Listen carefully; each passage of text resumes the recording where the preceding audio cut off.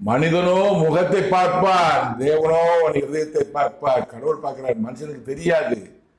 இன்னைக்கு ஒரு நடிகர் பேசுறாரு, நான் அப்படி இப்படிங்கிறாரு, அப்ப பெரிய ஆள்பா மக்களுக்கா பாடுபடப்படாதுன்னு மக்கள் முகத்தை மட்டும் பார்த்தாங்க. கடவுள் அவன் இதயத்தை பார்க்கிறார். ஒரு ஆளு நான் அதை செய்த இதை செய்த இன்னும் தொடர்ந்து செய்வோம் அப்படிங்கிறாரு. அவர் என்ன செய்தாருங்கிறது மக்களுக்கு தெரியாது, கட்சிக்காரங்களுக்கு தெரியாது, பொதுமக்கள் தெரியாது. ஆனா கடவுளுக்கு தெரியும். எதிர்கட்சிகள் வந்தாரு, நான் ஆட்சிக்கு வந்தால் அதை செய்வோம் சொல்றாரு, எதிர்கட்சிக்காரர் சொல்றாரு. இவர் போனாட்சியில் என்ன செய்தார் என்பது நமக்கு தெரியாது, ஏன்னா கடவுளுக்கு தெரியும். அடுத்து வந்து என்ன செய்ய போறோம், என்ன செய்யலாம் திட்டம் போடுறாங்க. அவன் இருதயத்தை கடவுள் தான் பார்க்கிற, மனுஷன் பார்க்க முடியாது. இந்த தமிழ்நாட்டின் அதிபதி முதலமைச்சர் உண்டாக்குவது கடவுள் கடவுள் கடவுள். ஏற்கனவே போட்டிருக்கானு ஜெயலலிதா மரணத்தை பற்றி சொல்லும்போது சொல்லியிருக்கானு. அந்தந்த காலத்தில் யார் முதலமைச்சர் வரும்னு கடவுள் முடிவு பண்றாரு.